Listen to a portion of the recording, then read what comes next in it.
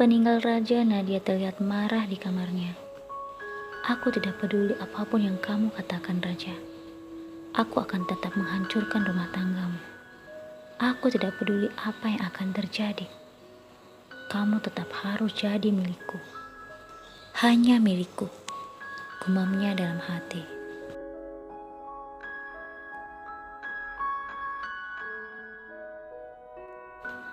Sementara di rumah raja, orang-orang masih berkumpul menunggu kedatangan raja. Dengan wajah menunduk dan sedih, mereka tak berhenti berdoa dan berharap raja segera kembali ke rumah.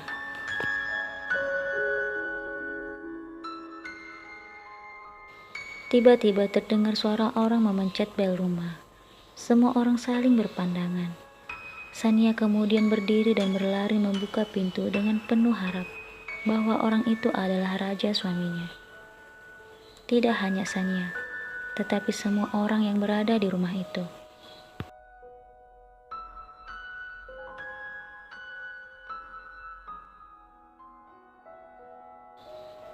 Saat Sania membuka pintu, Sania berkata, "Ra." Perkataannya tidak selesai ketika melihat orang yang berdiri di hadapannya adalah kedua saudara laki-laki raja yang tinggal di luar kota. Mereka datang untuk mengunjungi keluarga mereka.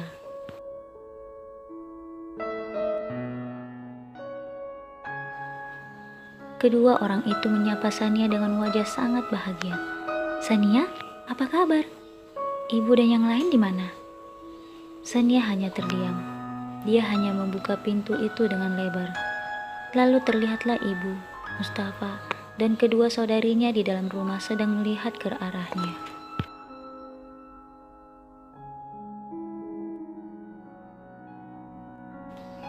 Ibunya tersenyum ketika melihat kedatangan kedua anaknya itu. Lalu kedua saudara raja itu berlari memeluk ibu mereka. "Ibu, kami rindu sekali dengan ibu dan semua keluarga di sini." Kemudian ibu raja memeluk mereka dan mencium kening mereka satu persatu. "Ibu juga sangat merindukan kalian, Nak. Tapi, kenapa kalian tidak memberitahu kepada kami bahwa kalian akan datang?"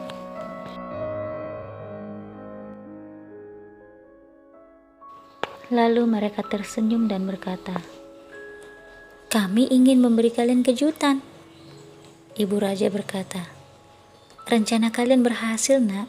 Kami benar-benar terkejut. Lalu, bagaimana kabar anak dan istri kalian? Kenapa mereka tidak ikut?" Mereka berkata, "Alhamdulillah baik, Bu.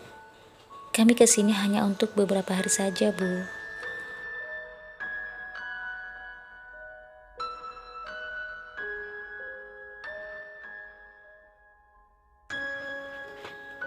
Lalu mereka memeluk kedua saudari mereka dan juga memeluk Mustafa sebagai tanda pelepas rindu. Kemudian mereka berkata, "Loh, Kak Raja mana, Bu? Dari tadi kami belum melihat dia."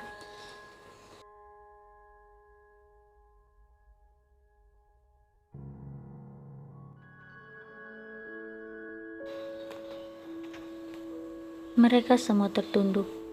Sania dan ibunya menangis. Mereka pun menjadi bingung dan bertanya kepada Mustafa, "Apa yang terjadi, Mustafa? Kenapa mereka menangis? Kak Raja di mana?" Mustafa pun menjelaskan kepada mereka apa yang terjadi dengan Raja.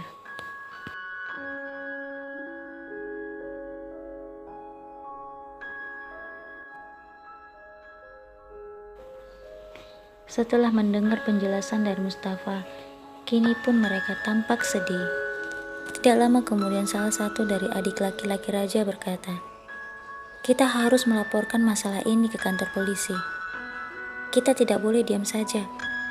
Jangan sampai terjadi sesuatu pada dia."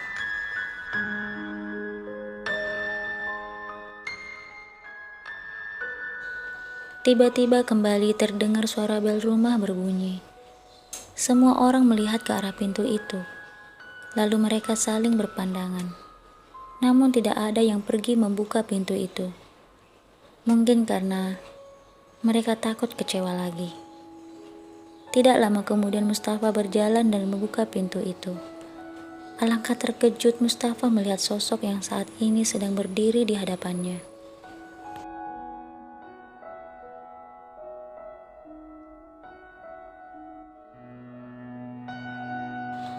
Tanpa mengatakan apapun, Mustafa langsung memeluknya.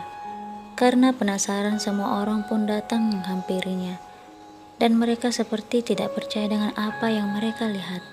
Mustafa memeluk Raja. Sania dan yang lainnya pun berlari memeluk Raja penuh haru.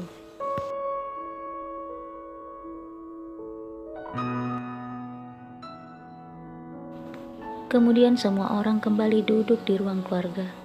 Semua orang duduk tak jauh dari Raja. Ibu Raja berkata, "Apa yang terjadi, Nak? Kamu dari mana saja? Kenapa baru pulang tanpa memberitahu kami?" Raja hanya terdiam dan menunduk. Ibunya kembali bertanya, "Kami benar-benar sangat khawatir. Takut terjadi sesuatu yang buruk padamu, Nak."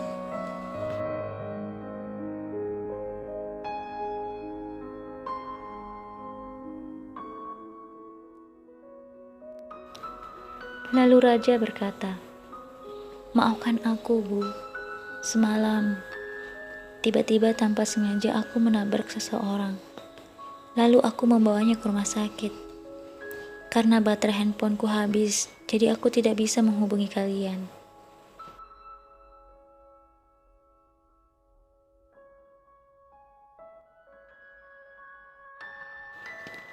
Lalu Ibu Raja berkata, "Jangan meminta maaf kepada ibu, Nak. Tapi minta maaflah pada Sania. Dia tidak tidur semalaman karena menunggumu pulang." Raja kemudian memandang Sania. Lalu Sania memeluk Raja dengan manja dan berkata, "Tidak perlu minta maaf. Yang penting sekarang kamu sudah pulang dalam keadaan baik-baik saja."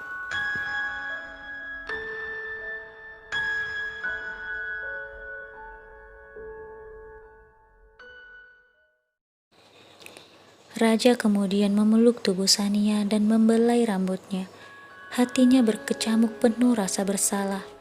Melihat mereka bermesraan begitu, semua orang jadi tersenyum. Lalu Mustafa menggoda mereka dengan berkata, "Baru semalam tidak bertemu. Rasanya seperti setahun saja."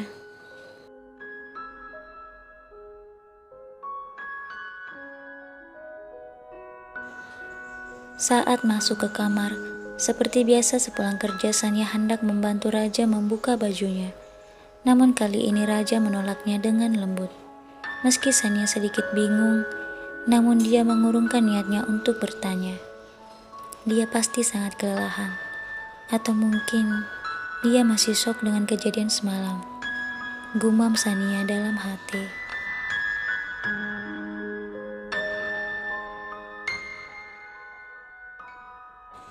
Raja kemudian masuk ke kamar mandi. Dia berdiri di bawah air shower. Dia terus terbayang apa yang sudah terjadi semalam antara dia dan Nadia. Hal ini pasti tidak akan termaafkan. Dia tidak tahu harus bagaimana jika Sania sampai tahu hal itu. Perasaan Sania pasti akan sangat hancur.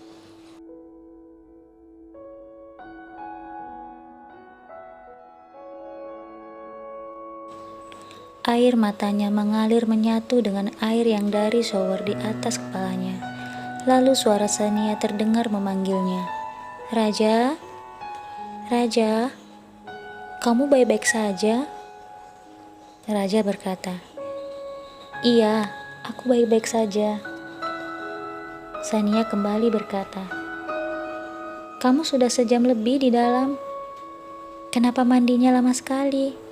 Kamu yakin baik-baik saja?" Raja memukul dinding kamar mandi itu dan berkata, "Iya sayang, sebentar lagi aku keluar."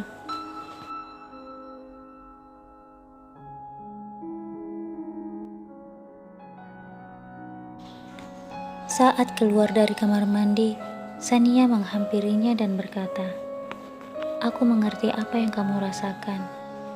Tapi semua kan sudah baik-baik saja. Orang yang kamu tabrak semalam sudah membaik dan kembali ke rumahnya." Dan kamu juga sudah berusaha bertanggung jawab. Jadi, tidak perlu merasa khawatir dan merasa bersalah lagi.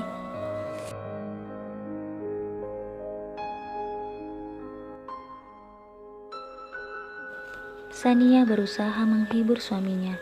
Kemudian raja tertunduk. Lalu Sania memeluk raja. Tangannya mencubit-cubit hidung raja yang mancung dan berkata, "Sudah sayang, jangan sedih lagi. Ayo pakai bajumu. Nanti masuk angin loh." Raja kemudian memakai bajunya yang sudah disiapkan Sania.